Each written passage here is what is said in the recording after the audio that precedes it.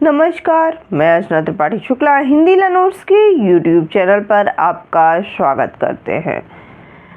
आज हम नई वीडियो लेके आपके पास आए हुए हैं और काफ़ी दिन हो गया था, वीडियोस बन नहीं पा रही थी और आप लोग की भी स्टडी उस टाइप से नहीं हो रही थी कंटिन्यू। मैंने कहा था यूजीसी नेट का जो है हम पूरा पेपर आपको तैयार करा देंगे फ्री ऑफ कॉस्ट, बट मुझे भी पता है कि ऐसा पॉसिबल नहीं हो पाया है।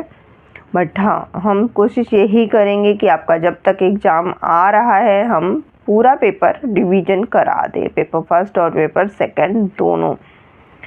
वीडियोस नहीं आ पा रही थी क्योंकि उधर बीच फेस्टिवल आ गया और फिर ऐसे कुछ ना कुछ इश्यूज लगे रहे तो वीडियोस नहीं बना पाए हम। हालांकि आप परेशान मत होइए क्योंकि यूजीसी नेट का पेपर 14 तारीख से है।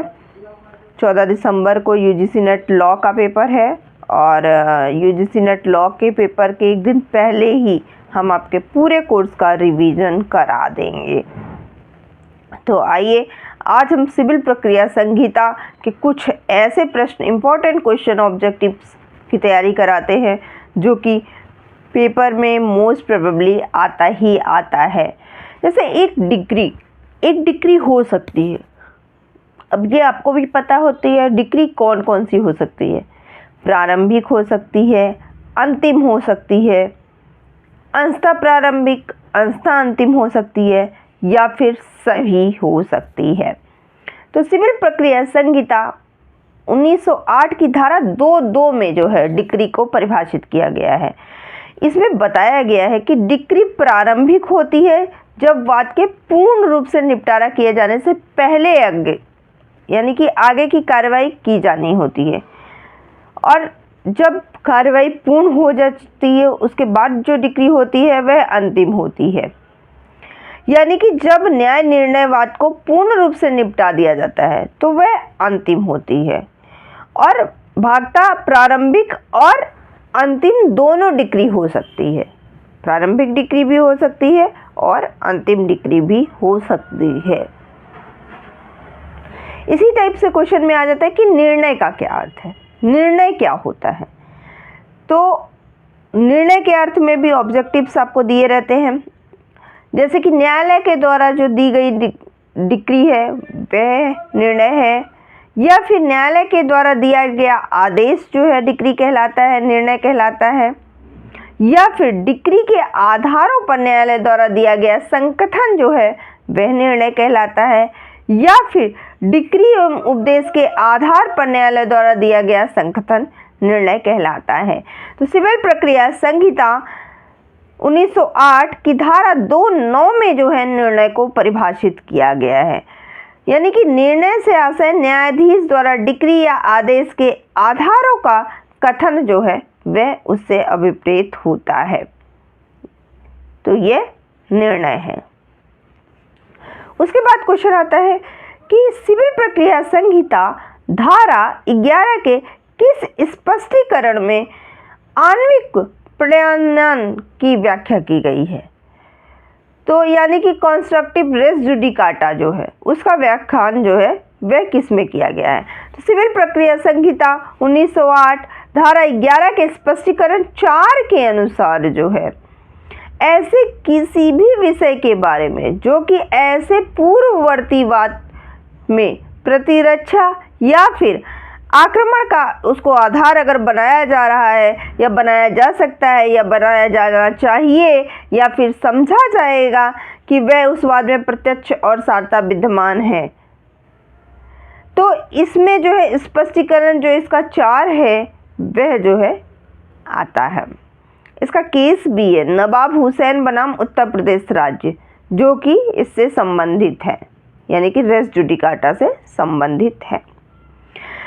उसके बाद सेक्शन 10 जो है सिविल प्रक्रिया संहिता का सेक्शन 10 जो है व्यवहार प्रक्रिया संहिता जो सेक्शन 10 है वह किससे संबंधित है। उसका ऑब्जेक्टिव दिया गया है विचाराधीन मामला से यानी रेस सब जुडिकाटा से, रेस जुडिकाटा यानी पूर्व न्याय से, मेंस प्रॉफिट यानी कि मध्यवर्ती लाभ से, या नॉन ऑफ द एबव से। आपको बता दें सिविल प्रक्रिया संहिता धारा 10 जो है वह विचाराधीन न्याय यानी रेस सब जुडिस के सिद्धांत पर आधारित है। अब इसका एक क्वेश्चन और है कि सिविल प्रक्रिया संहिता धारा 16 के अंतर्गत जो अचल संपत्ति है, अचल संपत्ति से जो संबंधित वाद है वह दायर किया जा सकता है। किसके अंतर्गत, यानी किस न्यायालय के अंतर्गत, कहाँ पर, उसकी अधिकारिता क्या होगी। तो इसका ऑब्जेक्टिव अगर आंसर दे दें हम आपको, तो प्रतिवादी जहाँ पर निवास करता है वहाँ पर, या फिर प्रतिवादी वहाँ जहाँ व्यापार करता है वहाँ पर, या जहाँ पर संपत्ति स्थित है, या फिर कोई अन्य जगह है तो वहाँ पर। तो सिविल प्रक्रिया संहिता धारा 16 के अनुसार जो वाद हैं, वो वाद जो है वह न्यायालय में संस्थित किया जा सकता है। इसकी अधिकारिता जो है वह निम्न रूप से होगी। पहला क्या कि जहाँ पर लाभ सहित या लाभ रहित जो स्थावर संपत्ति है उसका प्रत्युदरण हो रहा हो, वहाँ पर आप वाद दायर कर सकते हैं। स्थावर संपत्ति के विभाजन से अगर वह संबंधित है तो जो संपत्ति है, जो स्थावर संपत्ति है, उसके बंधक के लिए या उस पर भार की दशा में पूर्वबंध विक्रय या मोचन के लिए, या फिर स्थावर संपत्ति में से किसी अन्य अधिकार या हित की अवधारणा के लिए अगर आपको केस दायर करना है तो वह धारा 16 के अनुसार बाद में दायर होगा। कुर्क अगर हो रही है या अधीन जंगम संपत्ति है तो उसके प्रत्युदरण के लिए भी धारा 16 के अनुसार वाद दायर होगा। अगला क्वेश्चन है, मिथ्या या तंग करने वाले जो दावे होते हैं उसकी प्रतिरक्षा के लिए जो प्रतिक्रमण खर्च होता है वह न्यायालय आदेशित कर सकता है, यानी कितने रुपए तक न्यायालय आदेशित कर सकता है। तो इसको सिविल प्रक्रिया संहिता धारा 35A में जो है बताया गया है कि जहां पर मिथ्या या तंग करने वाले वाद हैं वहां पर न्यायालय के खर्च हेतु न्यायालय 3000 की रकम और अपनी धन संबंधी अधिकारिता की परिसीमा तक की रकम में से जो भी रकम अगर कम होती है वह रकम संदाय के लिए न्यायालय आदेश कर सकती है। ठीक है। सिविल प्रक्रिया संहिता में कुल कितने आदेश हैं?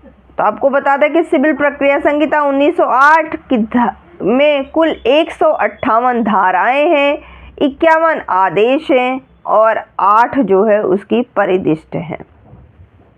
ये जो संहिता है वे 1 जनवरी 1909 को प्रवर्तित हुआ था और इसमें अभी तक कुल 3 बार जो है संशोधन हो चुका है। उसके बाद नेक्स्ट क्वेश्चन आ जाता है कि डिक्री का जो निष्पादन है, डिक्री का निष्पादन किसके द्वारा कराया जा सकता है? तो ये सिविल प्रक्रिया संहिता 1908 की धारा 38 में बताया गया है कि जो डिक्री होता है, जो डिक्री का निष्पादन होता है वह निम्नलिखित न्यायालय के द्वारा कराया जा सकता है। वे कौन कौन से न्यायालय होते हैं? तो उसे पारित करने वाला जो न्यायालय है या फिर वह न्यायालय जिसके द्वारा उस डिक्री का निष्पादन हेतु अगर उसको भेजा गया है तो उसके द्वारा जो है कराया जा सकता है। उसके बाद में है जो कौन सा ऐसा वाद है जो कि सिविल प्रकृति का नहीं है। कुछ जो है वाद दिए गए हैं, इसमें से आपको बताना है कि कौन सा सिविल प्रकृति का नहीं है। जैसे पूजा का अधिकार, विवाह विच्छेद, मजदूरी भुगतान अधिनियम है, भाटक के लिए वाद है। तो आपको पता है कि जो मजदूरी भुगतान अधिनियम 1936 है उसकी धारा 22 के अनुसार कोई भी न्यायालय मजदूरी या मजदूरी में से की गई कटौती की वसूली के लिए किसी बात को न्यायालय में, सिविल न्यायालय में ग्रहण नहीं करेगा। इसका अलग से कोर्ट है, वो वहाँ पर ये निर्णय होगा। उसके बाद में क्वेश्चन है कि किन आधारों पर निर्णय या आदेश में संशोधन किया जा सकता है, यानी कि जो निर्णय है या आदेश है उस पर किस आधार पर संशोधन किया जा सकता है। तो इसके लिए सिविल प्रक्रिया संहिता धारा 1908 की धारा 152 के अनुसार न्यायालय जो है वह स्वप्रेरणा से या फिर पक्षकारों में से किसी के आवेदन पर किसी भी समय किसी भी निर्णय या डिक्री या आदेश में अगर शुद्ध रूप से भूल या लोप है तो उसको शुद्ध कर सकता है। लेखन संबंधी अगर कोई भूल है उसको शुद्ध कर सकता है, गणित संबंधी कोई भूल है उसको शुद्ध कर सकता है, आकस्मिक भूल या लोप है तो उसको भी शुद्ध कर सकता है। उसके बाद अभिवचन की परिभाषा, इसको घुमा फिरा के कई बार पूछ लिया जाता है।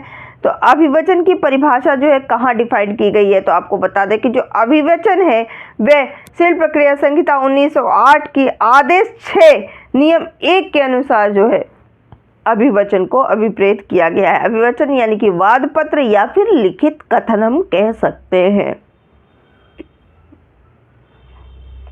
उसके बाद देखिए इस टाइप के जो क्वेश्चन है कि इतने रुपए तक वास कहाँ संस्थित किया जा सकता है, इस टाइप के क्वेश्चन पेपर में आते हैं।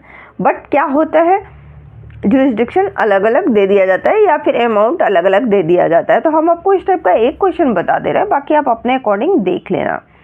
जैसे कि 50 लाख रुपए के मूल्य का मूलवाद कहाँ पर संस्थित होगा, तो न्यायालय का जो आर्थिक क्षेत्राधिकार है वह प्रत्येक राज्य में अलग अलग होता है। उत्तर प्रदेश में न्यायालय का जो आर्थिक क्षेत्राधिकार है वह इस प्रकार है। जो 5 लाख तक का वाद है वह सिविल जज जूनियर डिवीजन के न्यायालय में संस्थित किया जाएगा। 5 लाख से अधिक का वाद है तो वह सिविल जज सीनियर डिवीजन के न्यायालय में संस्थित किया जाएगा। अब नेक्स्ट क्वेश्चन है कि कैविएट जो दायर करना है, तो कैविएट दायर करने के बाद में कितने दिन तक वह प्रवृत्त रहेगी। तो इसके लिए सिविल प्रक्रिया संहिता 1908 धारा 148A5 में उपधारा 1 में यह बताया गया है कि यह अगर कैविएट उस तारीख से जिसको उस दिन दायर किया गया है उसके 90 दिन के अवसान के पश्चात प्रवृत्त नहीं रहेगा, यानी कि वह 90 दिन तक प्रवृत्त रह सकता है। आज की वीडियो में बस इतना ही। आपको हमारी वीडियो अगर पसंद आई होगी तो प्लीज़ लाइक कीजिएगा, शेयर कीजिएगा। सब जिन्होंने अभी तक चैनल को सब्सक्राइब नहीं किया है तो वह चैनल को सब्सक्राइब कर लीजिए। और आपके लिए एक और न्यूज़ है, कल से जो भी इंटरेस्टेड है वह हमें मैसेज डालिएगा, कमेंट कीजिएगा। कल से लेकर के रिवीजन क्लासेज यूजीसी नेट का रेगुलर चालू हो जाएगा, तो आप उसको ज्वाइन कर सकते हैं। धन्यवाद।